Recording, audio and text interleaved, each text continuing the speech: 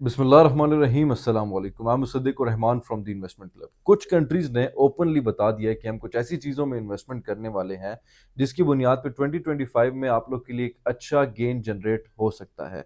Gold की market में, silver की मार्केट में वो किस तरह की फ्लक्चुएशंस मजीद आ सकती हैं, short term traders and long term traders के लिए कौन सी ऐसी अपॉर्चुनिटीज़ हैं जो क्रिएट होने वाली हैं, हम उस पर भी बात करेंगे। एंड स्टॉक्स माशाल्लाह से पाकिस्तान का बहुत अच्छा परफॉर्म कर रहा था फ्रॉम द पास्ट 6 से 8 मंथ्स। कुछ स्टॉक्स अब रुक चुके हैं, स्टैग्नेंट हो चुके हैं, कुछ स्टॉक्स अब ऊपर की तरफ जा रहे हैं। तो किस तरह के ट्रेंड्स हमें स्टॉक्स में भी देखने को मिलेंगे? नॉन फाइलर के लिए बहुत गहरा तंग होने वाला है कुछ सेक्टर्स में मजीद। इंटरेस्ट रेट और भी शायद कम हो, बिकॉज 27 जनवरी में मॉनेटरी पॉलिसी आने वाली है, तो उसमें हमें शायद यही प्रिडिक्ट करने को मिल रहा है कि इंटरेस्ट रेट और कम होगा।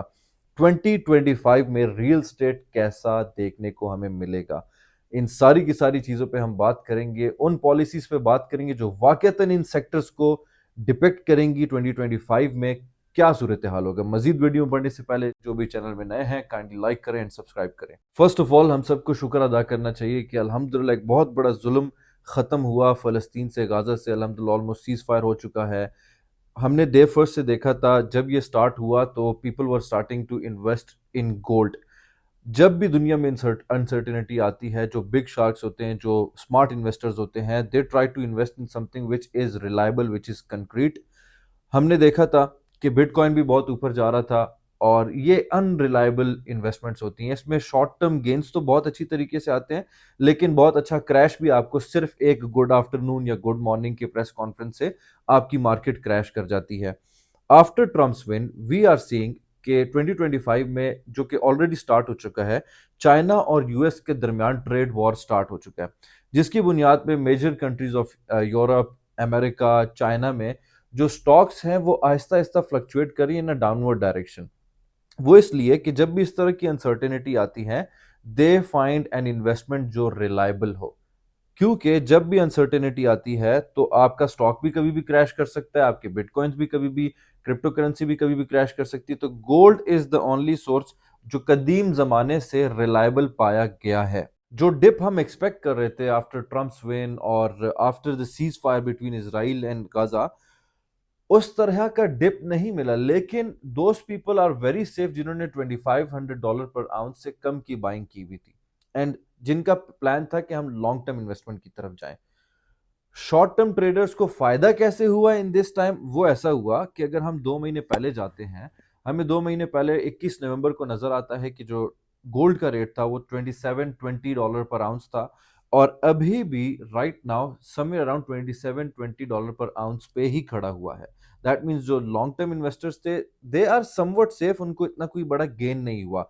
जिन्होंने $2500 पर आउंस से नीचे खरीदा था, yes they are safe, plus उनको गेन भी हुआ। शॉर्ट टर्म ट्रेडर्स को इसलिए गेन हुआ बिकॉज मीन टाइम में हमने गोल्ड के जब ग्राफ्स को स्टडी किया, तो कभी वो $2600 पर आउंस पे आ रहा था, कभी वो 2650 पे जा रहा था, कभी वो 2700 पे जा रहा था, कभी वो फिर से सेटबैक आ रहा था उसको एंड रीलैप्स हो रहा था। तो फ्लक्चुएशन इतनी थी कि जो day traders and short term traders थे उन्होंने खूब पैसा बनाया गोल्ड से। अब गोल्ड की स्ट्रैटेजी क्या होनी चाहिए?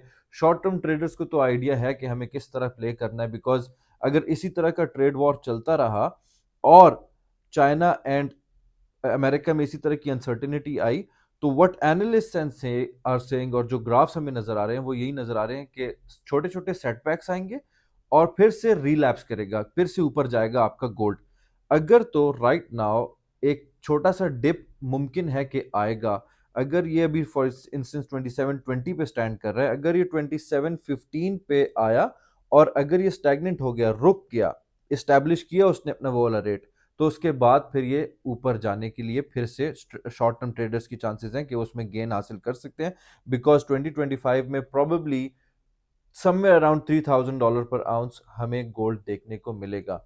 लॉन्ग टर्म ट्रेडर्स के लिए अगेन मैं यही कहूंगा कि बिकॉज दुनिया के डायनामिक्स चेंज हो रहे हैं, हर एक शख्स नया न्यू वर्ल्ड ऑर्डर आने की चांसेस हैं। चाइना अपने लगा हुआ है, यूएस अपने लगा हुआ है, हर शख्स चाह रहा है कि अभी हम इंडिपेंडेंटली स्ट्रांग हो जाएं। लोगों की डिप्लोमेटिक जो टर्म्स हैं वो चेंज हो रहे हैं, जिसकी बुनियाद पे गोल्ड 2030 तक एटलीस्ट आपके लिए एक रिलायबल इन्वेस्टमेंट बन सकता है। और ट्रम्प की स्टार्टिंग पीरियड में ही हमें थोड़ा बहुत उस रीजन में हमें सुकून, शायद पीस देखने को मिले, लेकिन वो वक्ती हो सकता है बिकॉज इसराइल की जो सोच है वो दुनिया से बिल्कुल अलग है। उन्होंने पावर हासिल करना है पूरी दुनिया का। अब साइलेंट पावर तो अभी भी उनके पास है, पीपल बिलीव, लेकिन वो ज़ाहरी तौर पे फ्रंट फुट पे आके अपना पावर शो करने की कोशिश करेंगे। And there are few people जिनका मानना ये है कि फ़लस्तीन के बाद जो उनका मकासद थे वो शायद पूरे हो गए हैं। अब उनका जो अगला टारगेट माइट बी सीरिया हो सकता है। तो 2025 इज़ वेरी इंपॉर्टेंट हम सब इन्वेस्टर्स के लिए, जैसे स्टॉक्स हो, गोल्ड के हो। अच्छा यस, मैं बहुत इंपॉर्टेंट पॉइंट मिस ना कर जाऊं, गोल्ड से बेहतर 2025 में प्रॉबेबली आपको जो अच्छा आरओआई जनरेट करके दे सकता है वो है सिल्वर। वो इसलिए क्योंकि रूस ने ओपनली बता दिया, Russia have openly said that they are going to invest in silver. अब देखें, चाहे हम ग्रीन एनर्जी की तरफ जाएं, सस्टेनेबल एनर्जी की तरफ जाएं, ऑटोमोटिव की तरफ जाएं, एडवांस टेक्नोलॉजी की तरफ जाएं, तो हमने देखा है silver and gold plays an important role, ज़्यादातर सिल्वर। तो ये सारे के सारे जो डायनामिक्स भी चेंज हो रहे हैं टेक्नोलॉजीज के, ये भी हमें प्रिडिक्ट करके बता सकते हैं कि people who invest in silver in 2025 उसको as compare to gold, because gold के मार्जिन्स कम हो चुके हैं और गोल्ड ऑलरेडी उसमें कैपिटल आपका ज़्यादा इन्वॉल्व हो रहा होता है, तो आरओआई आपको सिल्वर ज़्यादा जनरेट करके दे सकता है। तो प्लीज़ आप गोल्ड के साथ साथ सिल्वर पे भी फोकस करें, जिनका बिलीव है वाकई में गोल्ड एंड सिल्वर पे। I will straight away get into stocks. देखें, स्टॉक्स में एक नया लॉ, एक नई पॉलिसी आने वाली है फॉर नॉन फाइलर्स, जो कि डेफिनेटली मार्केट में एक पैनिक क्रिएट करेगा। लेकिन एनालिस्ट से और जो हमें हिस्ट्री भी बताती है कि इस तरह के पैनिक, जैसे कि नॉन फाइलर के लिए पॉलिसी आने वाली है कि उनके लिए घेरा तंग करने वाले हैं, प्रोबेबली वो शायद आने वाले वक्त में जो नॉन फाइलर्स होंगे they won't be able to even invest in stocks, या उनके लिए टैक्सेस मजीद ज्यादा कर दिए जाएंगे, जिसकी बुनियाद पे पैनिक डेफिनेटली क्रिएट होगा। अब अनकरीब ये पॉलिसीज जब इंप्लीमेंट होंगी, आज भी कमेटी ने बैठना है, तो प्रॉब्ली वो 4 to 6 मंथ्स का आप लोग को टाइम पीरियड या क्वेश्चन देंगे, उसके बाद घेरा बहुत ज्यादा तंग हो जाएगा। अब ये मार्केट सेंटिमेंट्स जब भी इस तरह के पैनिक क्रिएट होते हैं, डेफिनेटली वो कुछ टाइम तक के लिए रहेंगे, लेकिन at the end of the day everybody knows कि यार हमें इन्वेस्टमेंट तो करना ही करना है। आप अगर नॉन फाइलर हैं, लाख रुपए अपने पास रखेंगे कि मैं इन्वेस्ट नहीं करता क्योंकि मुझे टैक्स ज्यादा पे करना पड़ जाएगा, तो वो लाख आपको ऑलरेडी इन्फ्लेशन की वजह से डी वैल्यू होता रहेगा, because at the end of the day you all need to invest. Stocks की बात अगर हम करें, जो भी बंदा स्टॉक्स और गोल्ड को क्लोजली मॉनिटर कर रहा है, तो दोनों के ग्राफ्स ऑलमोस्ट हमें सेम नजर आते हैं। जिस तरह हमने जिक्र किया था कि 1 लाख पॉइंट्स के बाद आपका जो स्टॉक्स होगा वो बहुत स्लो प्रोग्रेस की तरफ जाएगा। स्लो प्रोग्रेस की तरफ जाना जरूरी इसलिए था बिकॉज 1 लाख पॉइंट्स तक आने की जो रीजन थी, वो कुछ स्टॉक्स थे अच्छा परफॉर्म कर रहे थे, कुछ स्टॉक्स स्टैग्नेंट थे, कम परफॉर्म कर रहे थे। अब जब अच्छे परफॉर्म करने वाले स्टैग्नेंट हो गए, तो डेफिनेटली जो इन्वेस्टर होता है, they try to find those investments, those stocks जिसमें ग्रोथ के चांसेस होते हैं, जो ग्रो कर सकते हैं। तो people started investing in those जिसमें 1 लाख पॉइंट्स तक जिनका कोई भी कंट्रीब्यूशन नहीं थी, एंड अब आहिस्ता आहिस्ता वो ग्रोथ दे रही है स्टॉक्स को। अब हमने देखा है कि स्टॉक्स 118 तक कभी जाता है, कभी 116 पे आता है, फिर 117 पे जाता है। अब हमने देखा है कि स्टॉक्स 1,15,333 के अराउंड सर्कुलेट कर रहा है। हम देख रहे हैं कि अगर ये एक दफा फिर से रिलैप्स करता है, 5-10 पॉइंट्स 20 पॉइंट्स अपने गिराता है, तो उसके बाद मजीद 100-200 पॉइंट्स ये रीस्टैब्लिश कर सकता है। सेकेंडली, मीनवाइल ये पॉलिसी बहुत ज़्यादा इंपॉर्टेंट है नॉन फाइलर्स की। अब देखा जाएगा कि इसकी बेसिस पे कितना मार्केट में पैनिक क्रिएट होता है, कितने स्टॉक्स को अफेक्ट करते हैं। तो मेरा मशवरा आप लोग को यही है कि आप लोग सॉलिड स्टॉक्स में इन्वेस्टमेंट करें जो पहले से ही अच्छा परफॉर्म कर रहे थे, just for a while at least. आप शॉर्ट टर्म इन्वेस्टमेंट्स की तरफ या शॉर्ट टर्म गेन की तरफ ना जाएं। फिलहाल अपने स्टॉक्स को, अपनी अमाउंट को उस स्टॉक्स में रखें जो आपको सस्टेन कर सके, इस पैनिक मार्केट में सस्टेन कर सके खुद को। अब मैं बात करना चाहूंगा कुछ उन स्टॉक्स की जो वाकईतन बहुत अच्छा परफॉर्म कर रही है। देखो, एंग्रो का मैंने पहले भी जिक्र किया था कि आपको अच्छा परफॉर्म करके देगी, इवन तो अगर छोटे छोटे सेटबैक्स आएंगे, लेकिन ये अच्छा परफॉर्म करेगी और अल्हम्दुलिल्लाह वो कर भी रही है। मेपल लीफ अच्छा परफॉर्म कर रही है, मीज़ान अच्छा परफॉर्म कर रही है, Fatima Fertilizers and so on, कुछ छोटे स्टॉक्स हैं वो भी बड़ा अच्छा परफॉर्म कर रही है। एक बहुत इंपॉर्टेंट अब मर्जर आ रहा है, हम लोग देखने को मिलेगा, जैसे पीटीसी और टेलीनॉर का मर्जर होने वाला है, एंड वो लोग 5G की तरफ भी इशारा कर रहे हैं। तो जो लोग शॉर्ट टर्म इन्वेस्टर्स को शॉर्ट टर्म ट्रेड करना चाहते हैं या इवन लॉन्ग टर्म ट्रेड करना चाहते हैं, तो ये मर्जर बहुत इंपॉर्टेंट रोल प्ले कर सकता है।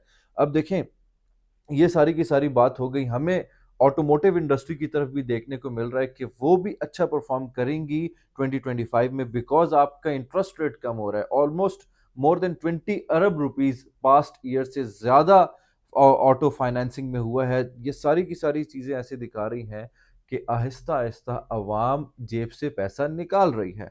अवाम जब जेब से पैसा निकालती है, या तो वो इन्वेस्टमेंट करती है, वो तो शौक पूरा करती है। इन्वेस्टमेंट हो या शौक पूरा हो, स्टॉक्स आपके बढ़ेंगे ही बढ़ेंगे।